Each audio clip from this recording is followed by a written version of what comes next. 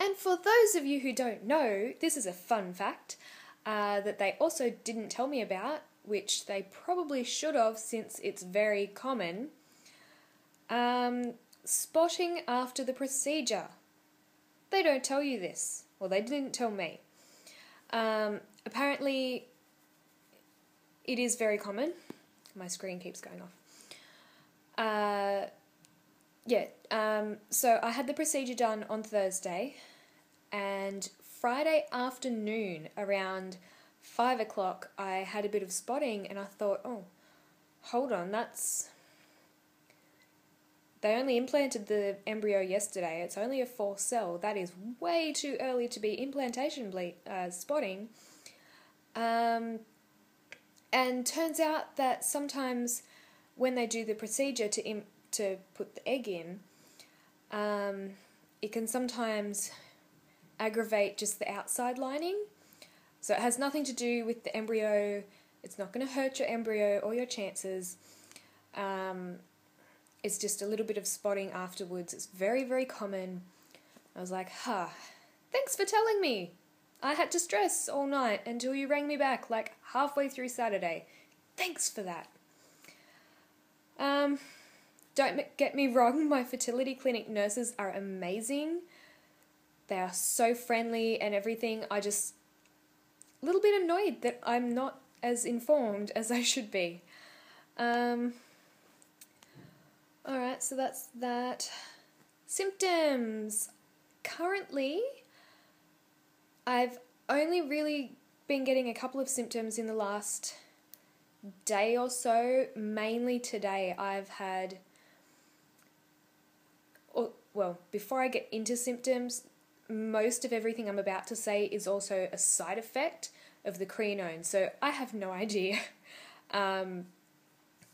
And I only had the procedure done on Thursday, so I don't think implantation can be possible until, I think it's 6 days post-ovulation, so, no, 6.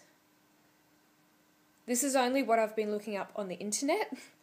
I didn't actually get any information from my fertility clinic, so I think it's 6 to 9 days from the top of my head. I should have written it down, but I didn't. 6 to 9 days, I think, is when implantation happens. So I've still got a couple of days to go. So, basically, most of today I've had a headache. I thought maybe I haven't drunk enough water, but I drank like a litre this morning. So it wasn't really that. I hadn't been really running around because I work in childcare, so you tend to run around with the kids, which I've been trying not to do as much because it's just, like, I don't want to exert my body too much. So I took some Panadol and it kind of eased it, but not fully. So I'm guessing it was just a side effect from the crenone. When I was driving home this afternoon, I got hit with really bad nausea. It was full on. Like, it wasn't to the point where I physically felt like I was going to throw up. It was more just really bad nausea, like just right in my stomach, right in my throat. I felt disgusting. But at the same time, I got home and I ate a pie and I had a milkshake and cheese and biscuits, all within about half an hour. I was starving, apparently, but that didn't really help the nausea, but it also didn't make it worse, so there we go. Nausea is also a side effect of the crenone, and this is going to go into 2 videos. I can see it on my little clock, unless I edit it down, but we'll see. I've been having, sort of over the past few days,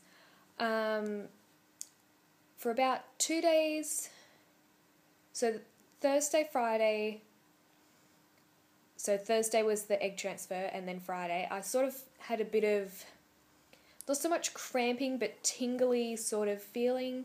I don't know if the egg puts off any hormones or, I don't know, does something to your body. It felt weird. Constantly touching my stomach. And then Saturday, Sunday, nothing. Didn't feel a thing. Felt perfectly normal. And then today, I've sort of been feeling like really, really mild menstrual cramps.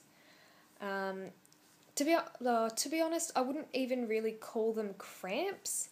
It's just like a dull ache in the same area that you would get your cramps. Which again, greenone, another symptom. What else? And yet, constantly hungry. I am so hungry, it is ridiculous. The other night I had, for dinner, massive plate, I had 2 pies and a whole plate of chips. Usually I'd have like a couple of chips and the inside of a pie. I'm a really fussy eater. I don't like the crust of the pie for some reason. And yeah, last night I ate the whole pie. I ate like a whole heap of chips, and then I didn't really feel like the other pie, so I saved it for today. Yesterday I kind of had a bit of a craving for, I don't know, like bread. I just wanted bread yesterday. So I had some and that was really good, and then that sort of went away. And today, for about 5 minutes, I kind of craved chips. But these are just normal cravings. I get these all the time. So I'm not really thinking too much about it. Unfortunately, we didn't have any chips in the house, and I didn't want to go driving to the shops, so I just had cheese and crackers. I think that's that. I am really bloated though, because I am eating so much. I am so bloated, like my belly, I seriously look like 3 months pregnant right now, just from bloating, which, again, greenone symptom. I swear this stuff makes you look and feel pregnant and act pregnant. But yeah, just really bloated. I've also been really tired. I get exhausted easy. My husband and I took our dog for a walk around the block the other day. I think it was like Sunday afternoon. I was so tired when we got back. I laid down on the lounge. I'm like, don't look at me. Don't talk to me. Don't touch me. Just leave me alone. Let me sleep. So I like had a little nap on the lounge, which I tend to do a lot of. Not usually. It's only since I've started the IVF. What else? I think I don't know if I really told you. I told you I've been drinking a lot of water. I usually don't like water, but I've been really craving it. I'm like, just quite easily drink 2 litres of water a day, which I know you're supposed to. And I have been really forcing myself and trying, but the last few days I've really been like just water. I've been tracking my basal temperature, and it has slowly been going up. It was 36.54 before I ovulated, and then I ovulated and it dropped all the way down to 56.14. And then after the egg transfer, it shot up to 36.43. And each day it's sort of been going up by 0.10 degrees or 0.1 degree. I don't know exactly how it goes, but it went up to 36.5 something and then 36.6 something. The highest one so far, I do check it first thing in the morning before I get out of bed, which is how it says to check the temperature. And I do it under the tongue. And the highest one was yesterday morning, and that was at 36.84. And then it dropped this morning to 36.64.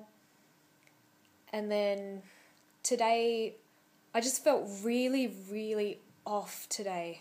Like just, ugh, today is how I felt in the afternoon.